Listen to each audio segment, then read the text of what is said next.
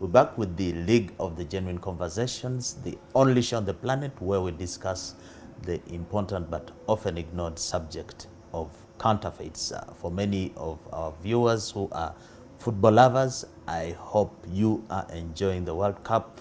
We're coming to a close this Sunday. For the losers, I hope you're good losers. For the winners, please don't talk too much. Don't. It's just a game. Anyway, we continue with our programming on counterfeits as usual. We are approaching end of the year. We're going to have a Christmas break, and it is very befitting that we have somebody who is going to give us some information that touches things that we use for Christmas. I have my cape here for Christmas. I have a cotton man, somebody who makes, I hope he will be able to explain what this is and what it's made of. Please join me in welcoming Mr. Evans Musime. He deals in the cotton business. He'll be telling us who he is and what it is that he done. Evans, welcome to the show. Thank you for having me. I thought you'd be on holiday by now. Most times the big people like you have gone on holiday, and or this is the time you maximize. On the contrary, we are actually in the cotton season in Uganda, so we are dealing with farmers actively buying cotton for basically use for the next financial year. Cotton season. Yes. When is the cotton season? The cotton season basically starts from around August. This is yours, sir. Thank you. This is one of our products, actually, not necessarily directly from us, but this, of course, uses the raw material from cotton. So the uses the raw material from cotton. Yes, a cotton ball So looks like does this. it fit? Just like mine. Maybe you try on and see. If it doesn't fit, then it's not your product. We may even start singing carols right now. But a cotton Yes. ball basically looks like this from a farm. First of all, tell us, Evans, you've gone straight into cotton. Yes. Who is Evans? What is your organization called? I'm called Musime Evans Mugisha. I'm a partner in Mutuma Commercial Agencies Limited. We are based in Luka district, carved out of the larger district, Iganga yes. district. It's a cotton growing area. That's why we are there. You're saying Mutuma Commercial Agencies. I don't see the word cotton in there. Do you Mutuma Commercial produce a Agencies. cotton brand or something? Yes. Mutuma Commercial Agencies. Basically, the factory is a cotton ginnery. Within Cotton Luka. ginning. Yes. You have a ginnery. Yes. Now, in the ginnery, if I'm to explain to you a little more, you are buying seeds from the farmers and separating the seeds from the lint. That's what a cotton ginnery does. But Mutuma Commercial Agencies does more than that. We have also a cotton wool plant at the site. Cotton wool plant. Which processes cotton wool for wool. medical purposes. If a lady is giving birth, they need a lot of cotton wool that is absorbent. They use it for wounds and all the other. Okay, let's go slowly. So you have outgrowers for cotton. Yes. Farmers who grow the cotton and then bring it to you. As Mutuma, we have over 6,000 farmers that we have put under our scheme to train. We call them farm business groups. But we also buy from a larger area as long as you have the funds to buy cotton from farmers. Now, we deal with outgrowers who supply the raw seed to us, and then for us we do the further processing to do the other related products that I'll be sharing along the way. So Mutuma Commercial Agencies. Yes. Did it begin during COVID? We've had people here who started businesses in COVID. Are you a COVID child? As a business, we started in 1999. Our founder... 1999? Yes. Our founder is essentially my father. We are now like second generation managers of the business. Started it as an oil mill in 99. In 2005, we ventured into now buying the seeds from the farmers because we realized that buying seeds from other ginneries was costly. So we preferred to do direct purchases. That's why we went into cotton ginning along with the oil mill. Around 2010, 2011, the prices of lint were fluctuating a lot. And it was What is lint? Lint This is lint? This is not lint, but this looks like lint. It's a seed, basically, if we buy from the farmer, that has this lint and then the seed inside. So the ginnery removes the seed, and then the lint is what they use for making your shirts. The lint is what I have here on the Yes, shirt. what use The for seed making, remains. Yes, the seed goes to the oil mill and is used for making cooking oil. So we also do that at the factory on site. Cooking oil. Yes. Okay, so you are a rural-based industry. You are the guys who are trying to industrialize Uganda by taking industries That's where value out of is. Kampala. That's where really value is. Many people are running up from villages to Kampala, but there's a lot of value ride in border villages. Yeah. If you have an acre of land and you plant your seed, and by the cotton is only 4 months gestation time. So within 4 months you have harvested It's and like you plant maize. another crop. Yes, we actually do intercropping with maize as well, trying to have a food crop and a cash crop in the same place so that you can help also improve the soils and also help the farmer get a better yield. So you are the guys who are responsible for the poverty in Busoga, because Busoga used to be a very rich region. You guys of cotton, sugarcane, you're making the locals poor. I will not comment about sugarcane, but in terms of value for the farmer, cotton would be the best product I think they can deal in, especially considering that its gestation time is small. You can plant other crops along with cotton. The complaints I have had with sugarcane is that there are middlemen there. So you plant your crop, and the middleman, you cannot sell to the factory. Permits are given to some people who are not even farmers.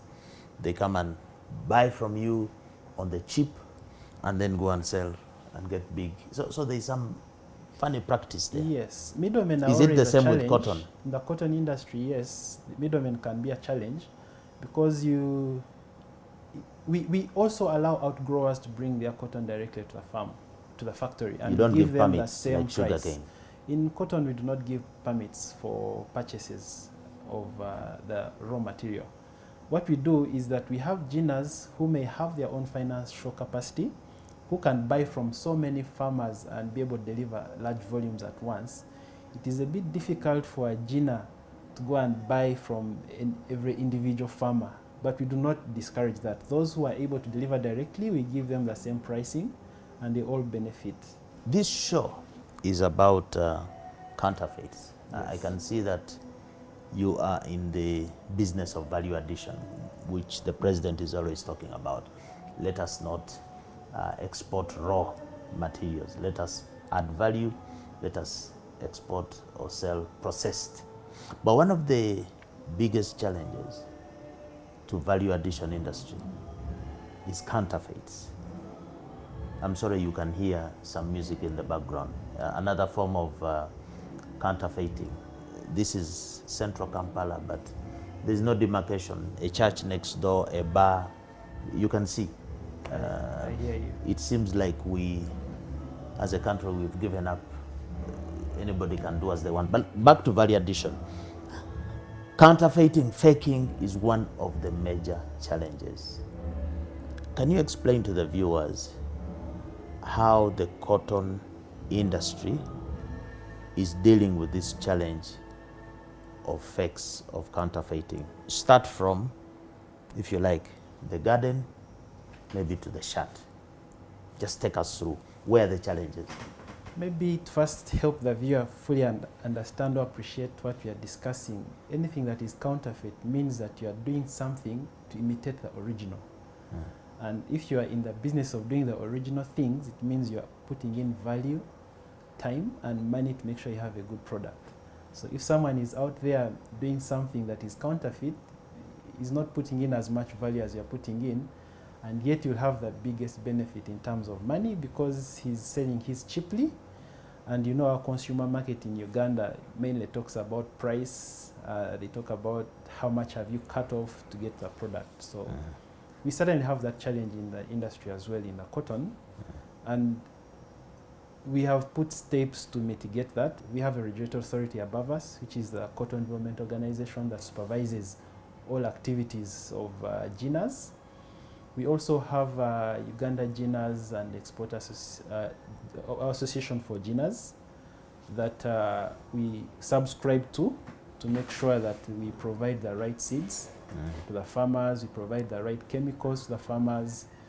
Probably we could have left that to the farmers to hand on their own, but the challenge is that you're not sure what they are buying to put in their product, in their crop. So do you help farmers, one, to access right inputs, seeds, chemicals, tools, garden preparation, crop handling, farm practices? Do you support? Yes, we do. That's what I was explaining in terms of money that it comes in terms of money. We invest heavily in that.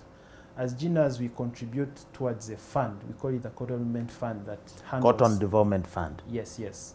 Every season, for every kilogram we buy from the farmer, we contribute an amount of money towards the fund to handle all that, which is a cost to the GINA.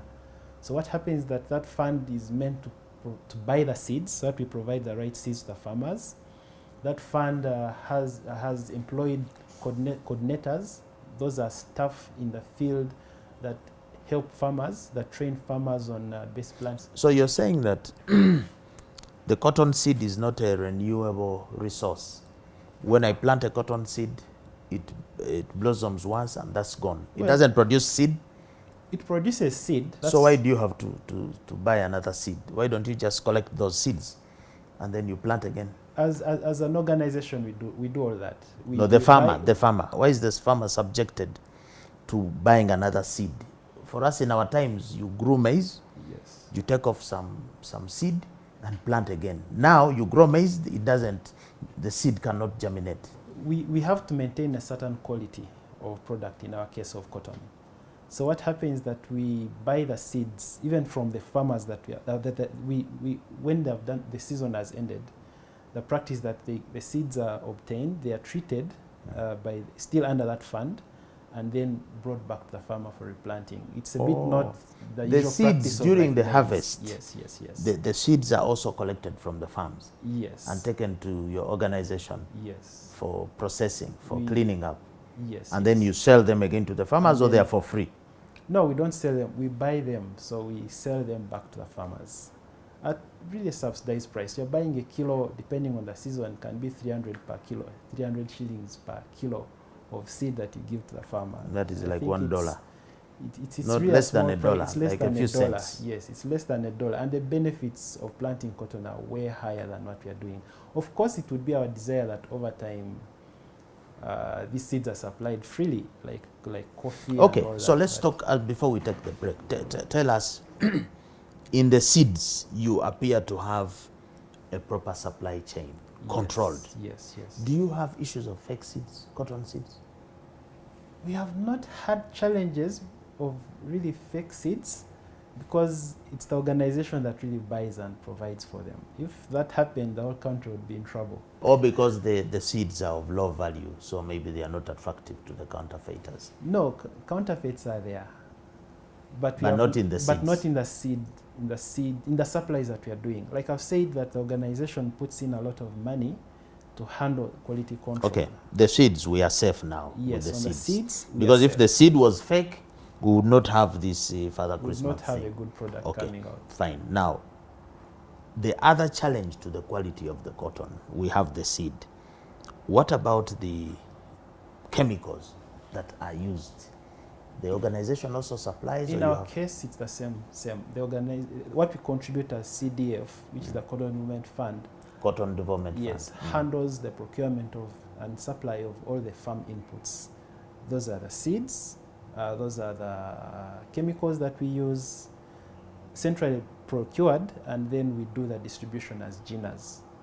But I suppose all those steps we are taking to manage, to have controls on counterfeits from being supplied to the farmers, because it would have been easier for a farmer to say, I can go downtown and buy the chemicals I need to supply. Because you see, we do a lot of anti-counterfeit work in the agriculture sector. Yes. And cotton is part of that sector. Yes.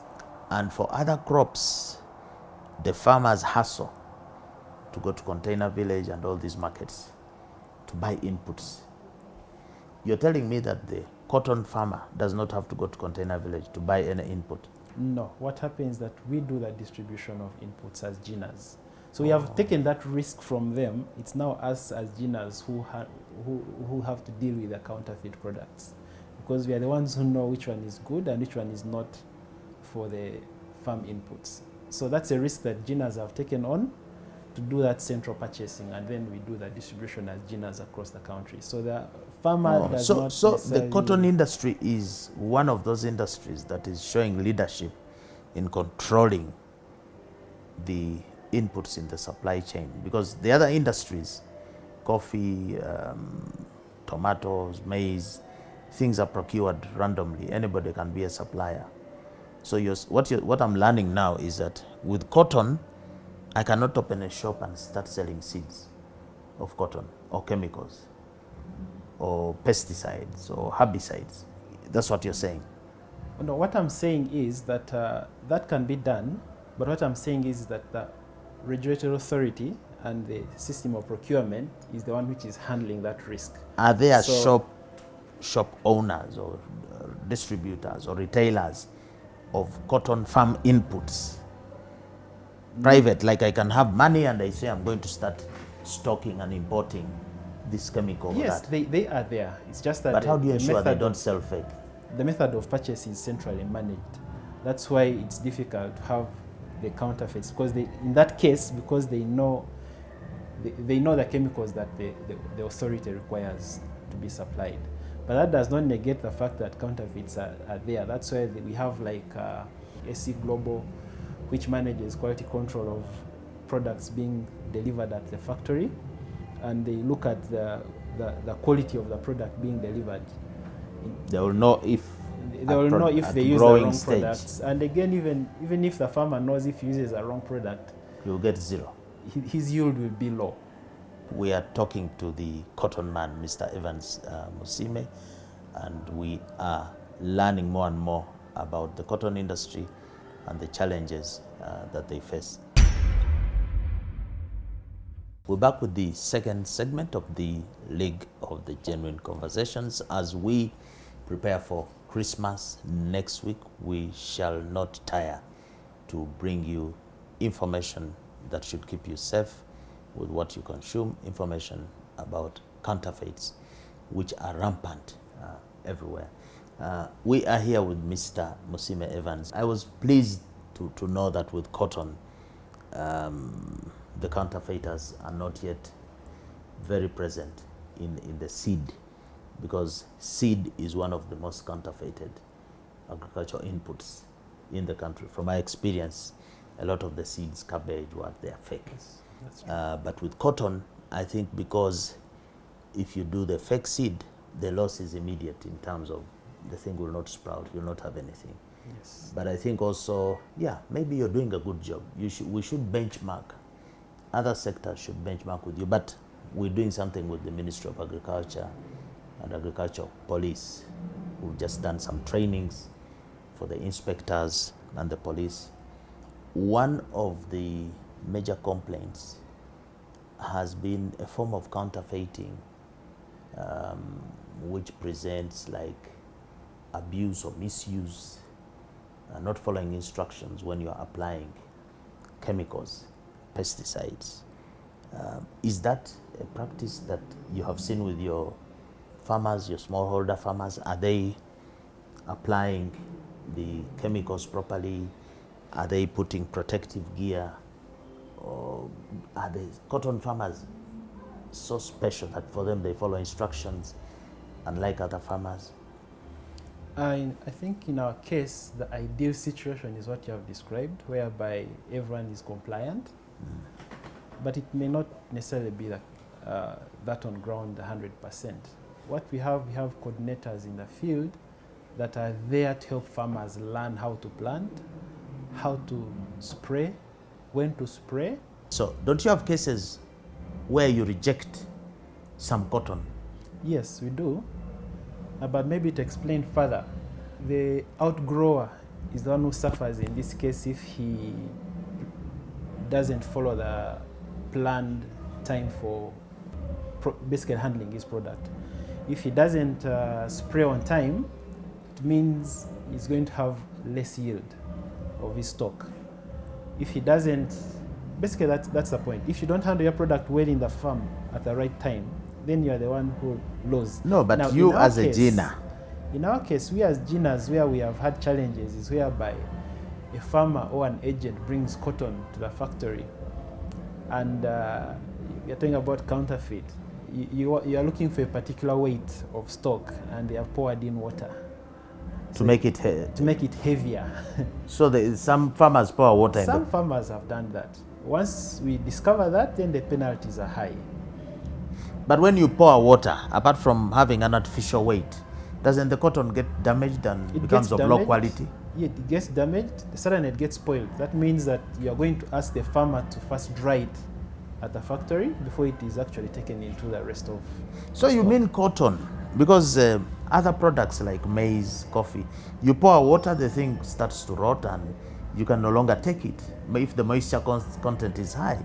So with cotton, you're saying that it's a product, even if it's contaminated by soil or water, it's a question of removing the soil No. or the water. It doesn't get We damaged. reject some cotton. That's what I was trying to explain. You pour cotton in it, the moisture content is beyond the required. We have a quality controller on site who manages the stock being brought in. If a farmer brings in cotton where the moisture content is high, it is rejected. If it's not so much, you can ask the Gina to the one was delivered. We have platforms at the factory where you can put it and it dries for some time, but beyond a certain quantity, it's rejected. Beyond a certain. So if somebody uses a fake chemical, does it affect the quality of the Yes, cotton? if the chemical is fake, that means the yield will be very poor. That means, you No, see, when you say very poor, it seems like your poor is in terms of quantity.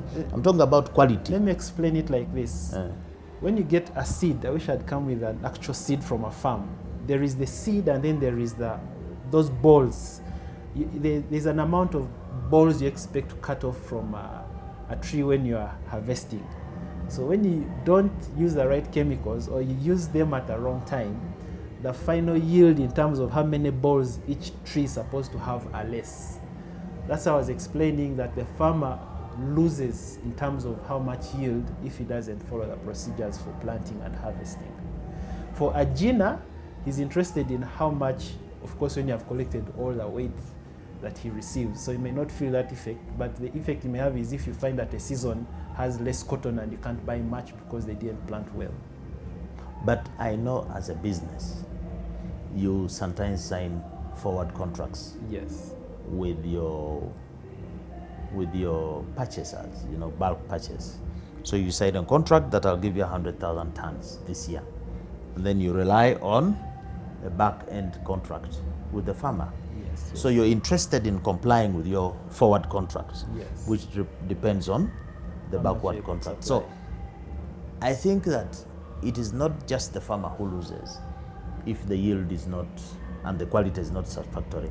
You also lose. We also lose. That's why I was saying that if the yield at the end of the day is not done well by the farmer, we struggle on how much volume we're able to buy from the farmer in a particular season. And so you may be penalized. Then we may suffer at the end of the day. But maybe also, since we are discussing counterfeits, in our case as it's cotton, I would want to stress the fact that most of the counterfeit challenges we have are more towards the end product, not necessarily in the earlier. So because if we I have was, done quite an effort. I want to invest in cotton now, Yes. I'm an investor in cotton. You are telling me that I should watch out for end product. Tell us more. How is the counterfeiting with the end product? Well, like in our case, if I'm looking at the end products that we have, I'll be specific to the oil and the cotton wool plant. Now, in the cotton wool plant, you need to be authorized by National Drug Authority to go through all the processes for it to be able to produce and be cleared to sell in the market. Wait, National Drug Authority deals with drugs. Yes. Is cotton a drug? You see, the lint products, either medical sundries where you're going to cotton or gauze or ear pads and that line of production. Then the other line of production is textiles where you're looking at making shirts, making fabric. Okay, so the one for the medical sundries, is approved that by one needs NDA. approval of NDA. Yes. Okay. Now, the challenge that we have is that there may be a number of players in the market who may not necessarily have gone through the process, and NDA has been very active in trying to find such in the market. I may not speak for them, but I know that there have been a challenge of. So are there fake, is there fake medical cotton? Is that the word? Have there been cases, NDA inspectors have gone and checked and picked and found some fake medical? In our experience with NDA is that they regularly flag them. I've seen some on TV where they flag cotton which is fake. What do they flag? Let me not be specific to the brands, but they have no, don't mention brands. I just want to know if there is in fact fake cotton. So next time I go to a hospital, I need to know the signs. What is it that I need to check out for? In our case, NDA has approved our site. They look at your production processes and they clear you, give you a certificate. If you're buying from an authentic distributor, you're sure that they have gone through the processes. Like in our case, we look at like joint medical stores, directly to government through national medical stores. They have those controls in place. But I also know that there are imports that come in. There's quite some cotton wool in the market that may not necessarily have gone through some of these processes. So there is some fake cotton wool yes, that has been found. There's some. They have put a lot of effort in the process, and they keep on discovering things here and there. There is this bandage. Is it a cotton product also? Bandage is also from lint, basically. It's also it's among the medical standards. There are some bandages you go there, you put this, the guy gets off within a minute. That is a fake bandage. I would want to think it's a fake bandage because there are standards that NDA really puts out there. UNBS as well, they have standards for the products. They regularly check and you see. How is a good bandage? For us, we are not technical. We are listening in now. Somebody goes, they got an intravenous, and the bandage stays on for 2 days. You see some people walking around with bandages. Those are genuine. I wouldn't comment on them, but what happens is that sometimes the product is good, but it is misuse. I was giving, in an earlier chat, we discussed about oil, whereby someone gets oil and uses it for a whole week, putting in pancakes and removing, and it's the same product. So counterfeits are there, that's true. So you're saying we have counterfeits in the medical sundries which are cotton-based? They are there, like any other product. Maybe I can even go further.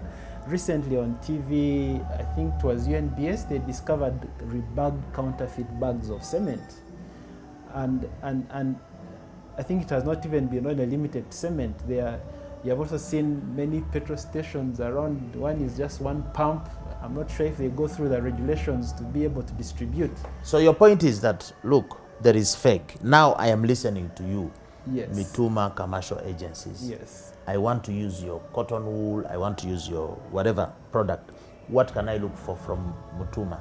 What do you produce? I can tell you, in Mutuma we have we have an oil mill. We have. No, I'm saying for cotton. Now, for the cotton wool, medical cotton, we have gone through all the processes. What is your name, the brand name? The brand is called Pearl. Pearl cotton wool. Yes. Pearl cotton wool. Yes. So I'll find it in a hospital, in a clinic. You'll find it in a hospital. In a roll. You'll find it fully covered. There are standards for packaging. You'll find it in pharmacies. You'll find it in hospitals. You'll find it in all medical distribution points. What I was trying to explain, the challenge we have in counterfeits, we as Mutuma have invested a lot to get approvals for our product to be out there. So any product that is out here that has not been subjected to the same standard, to come and compete with you, yes, would. They have not put in the same value that we put in to bring that same product. And secondly, in terms of quality, you cannot compare, because if you have not put in the value of the quality that you invest in, the amount of that you invest in produce a quality product, you cannot compete in the same price. One of the biggest ways in which counterfeits penetrate the market is through reproducing the packaging material. Yes.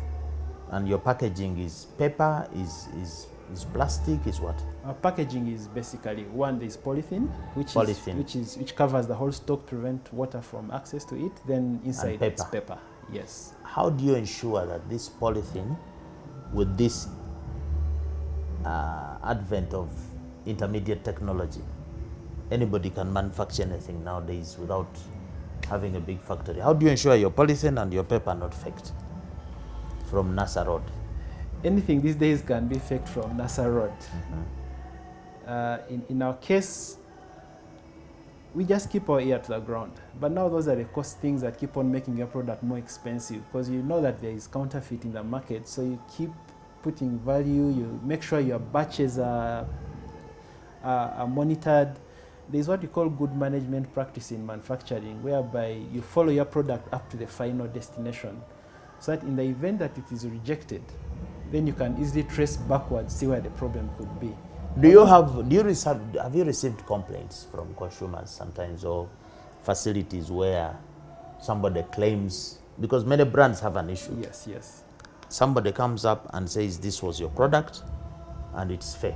You check your systems, you do the traceability from the factory to the consumer, and you can't identify this product. And you say it wasn't mine. How do you deal with such a situation? We have not had that in particular, but the related issue that we have had is whereby you go to a medical facility and they are wondering how this product passed, yet it does not meet some standards within. So that means it's not gone through the proper channels. Are you having challenges with imported low quality cotton products? That's quite a huge one. That's quite a huge one. Still in medical first. Let's Yes, stay with yes, medical. yes. Still in medical. There's still lots of cotton that has been coming in. From where? Well, there's cotton from China. There's cotton from India. We have flagged those issues, and they are, to a great extent, they have been addressed. But the challenge is certainly still there. Any particular, since you say flagged, you guys, you do the flagging in your private rooms, in your bedrooms. For us, we are the consumers. Flag to us. Can you tell us the dangerous cotton, which is flagged, which we must not touch? I don't want to go for dangerous cotton. Now, I would have to leave that for NDA to handle. But what happens is that for us, when we find something that is not safe or that we feel is not right, we get back to NDA and they do that.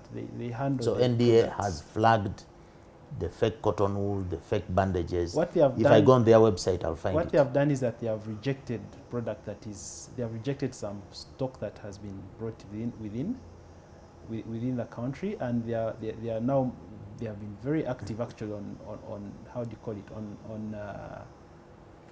I'm looking surveillance. Not surveillance, on licensing manufacturing firms. So if they find a product in the market that is not cleared, they reject it and close the factory. In our case, I know there are some factories that have actually had some challenges, but they have been very active on the cotton side in the recent months. So the mere fact that you've been in business for close to 20 years, it means you're complying. So you're a good brand that we should be in our for. case, yes. You are dealing with a product that is used by mothers to deliver. Actually, the key drivers of our product are mothers. And we really invest in compliance of the product, we invest in the quality of the product, and the discussion about counterfeit affects us in a huge way, in that if we do not sell because we are competing with brands that have not invested in the same, it affects us economically in the long run. That means we will close shop. We'll close shop. We're back with the third segment of the League of the Genuine Conversations. This is our third last conversation in the year 2022, but we are continuing here with Evans Musime, the cotton man. We're going to leave cotton and go to oil, but you were talking about medical cotton. And my last question on that, how is cotton sundry, the medical cotton, important to healthcare provision, or it's a minor thing? Because I can go and have my injection, my intravenous. Do I need cotton? Is it important? Or this is just something, an excuse for you guys to make money? We can do without your cotton in the medical industry. Well, among the standards of cotton is the absorbance part. Absorbance. Absorbance means it's able to suck a liquid. When you pierce, there's blood coming out. Of course, they will say there are platelets to help in drying and all that, but you need cotton to kind of clean. When a lady, so for hygiene, cotton is good for hygiene? Yes. when a mother gives birth, there is a lot of blood flow. So you need cotton to help absorb the blood so that they remove that discomfort of continuous flowing of blood. So cotton is a medical sundry that is very needed. And if at all it was not in hospitals, I think the country would be on Can fire. a hospital close because there is no cotton? Well, there are mothers giving birth every day and they need a lot of cotton. A mother uses a 500 gram almost per day of cotton after they have just given birth. So if the product is not good and a mother uses it and it can't absorb anything. But Evans, the you're problem saying is real. that cotton is an absorbent Yes. of fluids. Yes. So it is also an absorbent, if you like, of dangerous things. Bacteria, germs are all there. So it can be dangerous once it has absorbed. Yes. Now the question is, do we have the appropriate medical ethics and practice in the disposal of this cotton? So you go to a clinic, they have thrown the used cotton in a place maybe unsafe, maybe it's not closed, it's open. This cotton could actually be the reason why a hospital is one of the places where you can actually get sickness. You go when you're normal and you get sick in the hospital because of the poor disposal methods of things like cotton. Yes. In terms of disposal, all hospitals have stringent measures for disposing of what they have used. That's why when you go to a hospital, they usually have different containers for syringes, for, I don't know those details, but I've seen the way they are disposal methods for all those equipment. But maybe it goes slightly a little earlier. It's not only absorbance that we test for when they are doing quality control. There are other parameters like microbiome, content of the product, but NBS has standards for all that. So and they always do spot checks even we ourselves take the product there to make sure that it's a safe product to use. In terms of, so yeah, like I said, we invest in quality, so there are many parameters that are checked by the regulatory authorities. In terms of disposal, now hospitals have it's onus on hospitals to do proper disposal. It's not your problem. I should not come and put a gun on you. Yes. So the quality is assured when the cotton comes to the hospital. Yes. The handling of the cotton. Should a nurse pick cotton with their hand and put it on me? Is that a proper way? Do you know? It depends on the level of what they are If treating. the hands are dirty. For example, when they're in surgery, they have to sterilize the cotton. They sterilize the cotton. Yes, and there are procedures for that. When it's just normal cleaning a wound, when they have given you a syringe, it doesn't have to really be sterilized. But we have to make sure we provide. So somebody has just come from the bathroom, they can just go and pick the cotton and put on you. They have to be clean. There are procedures in hospitals on how to handle all their products. I don't think it would be safe for not even just cotton alone, to pick a medical equipment with bare hands and apply it on a patient. They have their procedures on how they manage. Now, for us as manufacturers, we have our limits on. We know where our product quality stops and what we should provide. Yes. But as a cotton person, do you agree that cotton is one of the main pollutants of our environment and our water sources? How is the disposal of this cotton from the hospital? Yes, you say there's a safe place. So it goes where? How do they destroy it? I think most of it, I wouldn't want to comment more because it's not my field, but most of the materials used is usually incinerated in hospitals.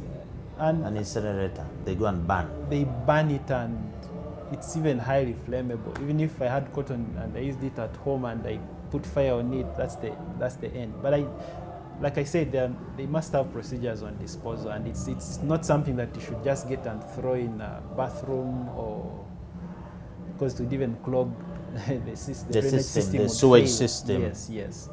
So there are proper disposal channels for the waste product after it has been used.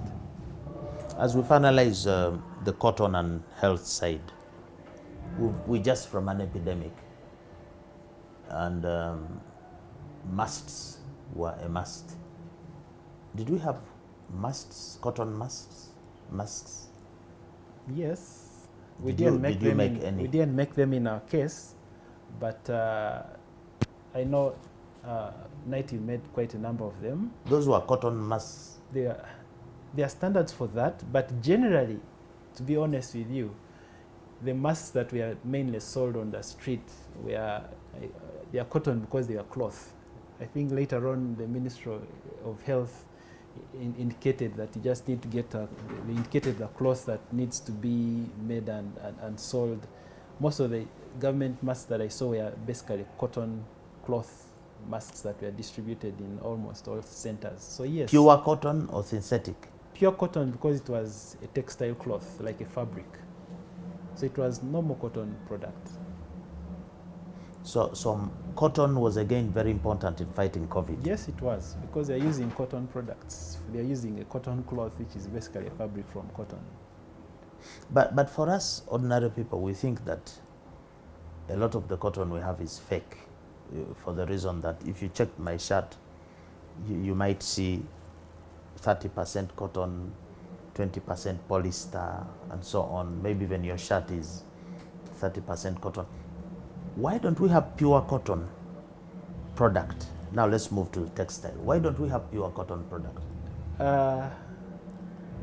You see, I think cotton is the ideal product, but it's also expensive.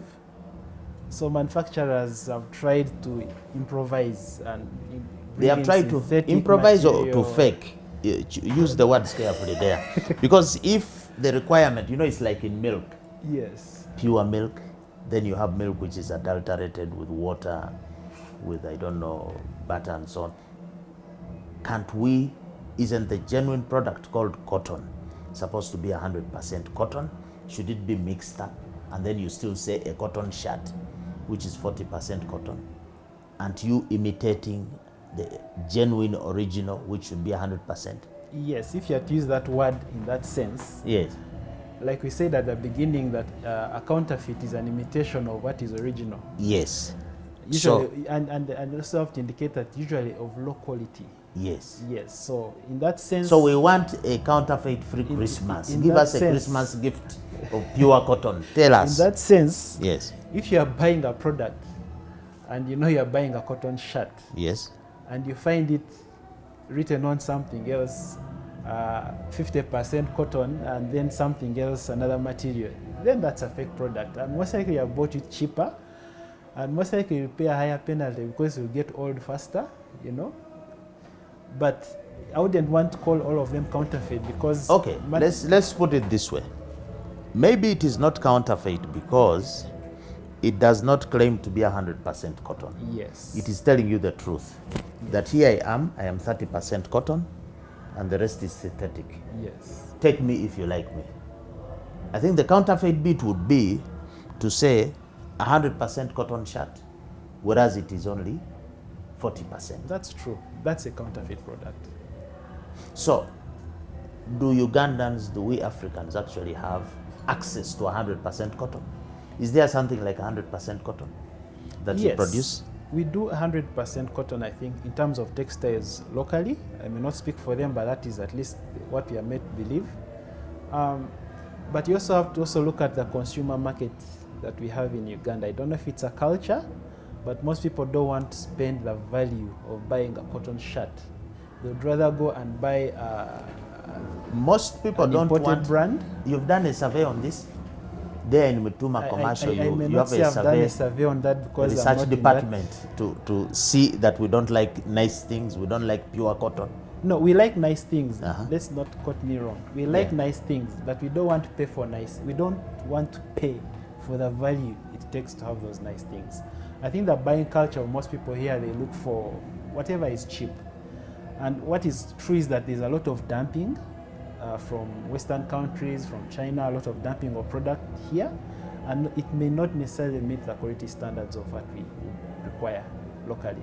And the dumping either could be second-hand, original but reused, but it could also be that it is not the genuine cotton 100%, because there's also synthetic material that you can add in to make a product cheaper.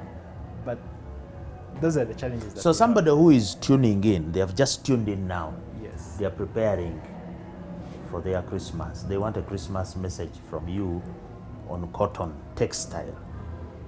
Can you speak to them about the challenges of counterfeits in textile that you know of? Can you warn them? They are going to do shopping for their loved one. They want to buy a gomesi or whatever. What do we need to look out for in terms of counterfeit textiles, and how do they present it?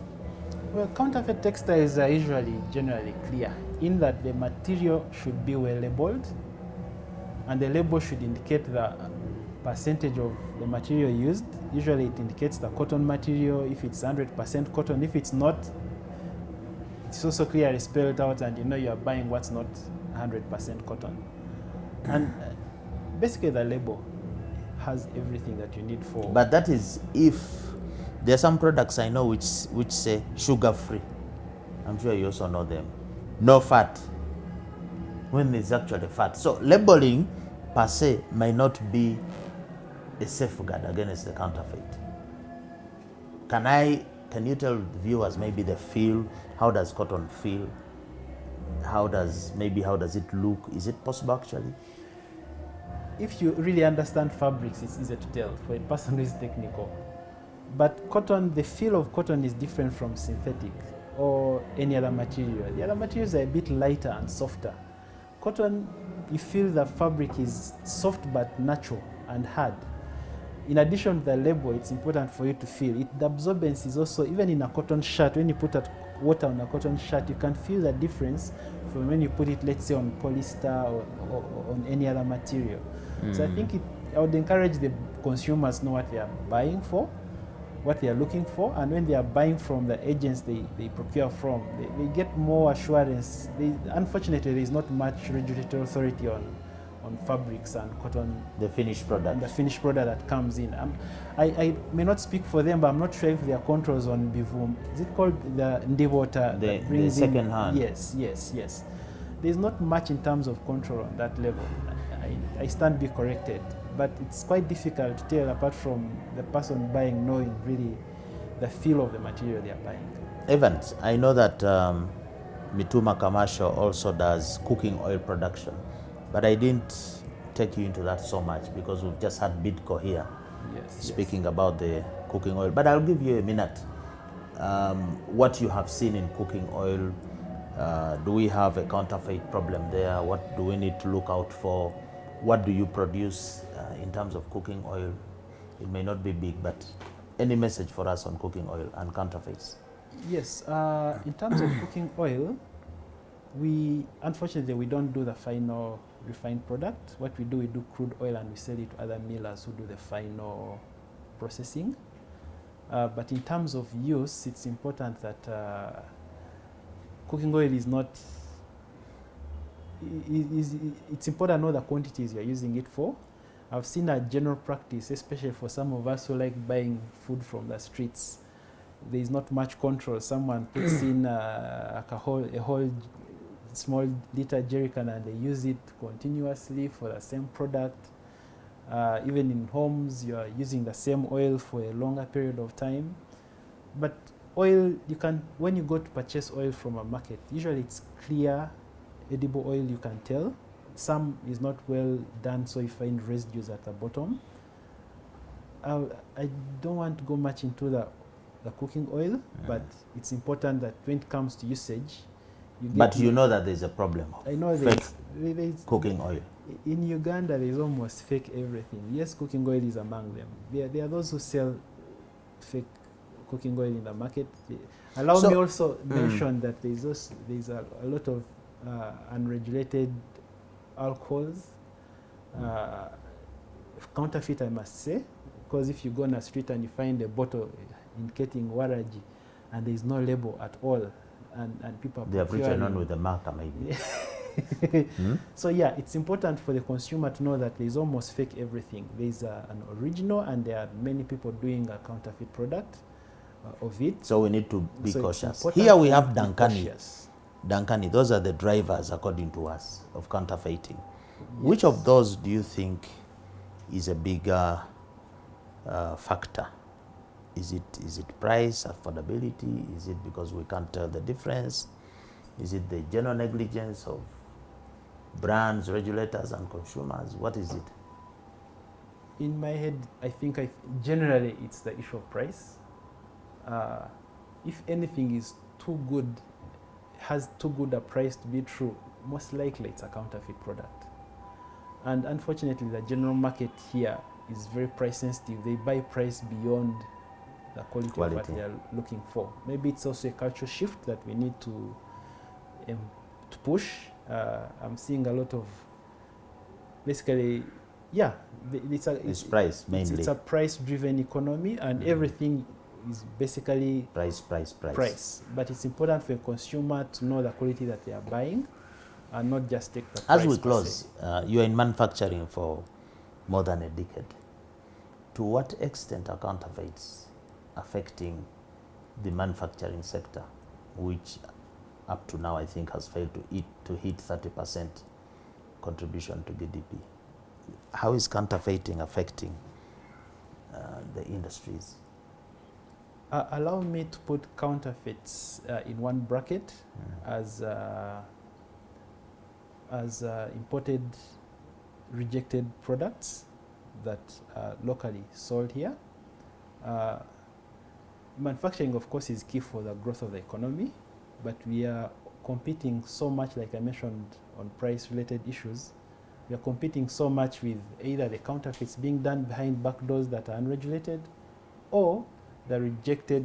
In school, we used to call it dumping. Africa is a dumping for almost everything, and most of the product that is dumped is, to a great extent, not really regulated. So if the government can put emphasis on managing counterfeits and licensing every aspect of manufacturing in the country, and you protect the manufacturer because he's the one who invests in money. And the one who loses, and will lose jobs, and will lose public revenue. Yes, he's the one who pays the taxes. He's the one, at the end of the day, what counterfeit does, and all those unregulated imported brands, it kills the employment, the people who would be really doing the manufacturing.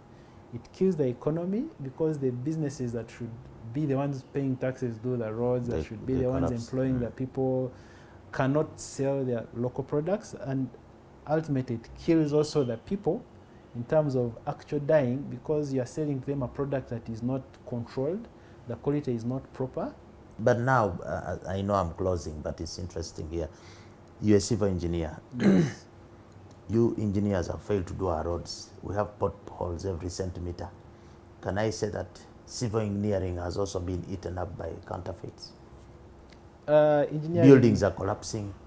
It's an interesting field. We have engineers who have been trained by the different institutions in the country, but we also have engineers who have learned on the job. We finished senior 2, senior 3. No, but I see big companies doing a road, and within 3 months there are potholes. Yes, those are not engineers, those are engineers. Yes, so when you put all of those together, I think you're looking at the regulations to monitor the road construction. You're looking at, there's also, I must say, there's also poor maintenance culture for roads. That's just my opinion. And fake bitumen. Yes, fake culverts. The materials being supplied. One of my earlier employments, I worked with an organization that dealt in selling cement. Hima Cement. Yes. The standard was they have cement that they supply, but in the general market, you tell a businessman the mixed ratios for blocks, but he's a businessman. He wants the best benefit out of it, so he will play around with the mixed ratios, and the block he makes won't give you the same value. It will fail the tests when tested. So in terms of maintenance of roads and our roads failing early, I think it's a bigger problem. It's a mix. I'm told we have to stop here. A Christmas carol from Mituma Commercial, a Christmas message. Next week is Christmas. Yes, I pray that you all have a wonderful Christmas as family and friends, and I hope it's that you live safely through it, and you buy the right products, since you're talking about counterfeits, and may Christmas be a blessing to you as you wind up the year, and Merry Christmas. Okay, we must stop here. Thank you so much, Evans and Mituma Commercial, Pearl Cotton Wool producers. I believe we have learned a thing or two about cotton and how to avoid the fake versions of it. We need to sign off now. We know it is Christmas next weekend. We wish you a counterfeit-free Christmas. Please use the holiday to enjoy genuine products, avoid the fake ones. We shall continue our programming all through the Christmas holiday because in the fight against counterfeits, there is no stopping. As always, don't be fake, buy and sell genuine.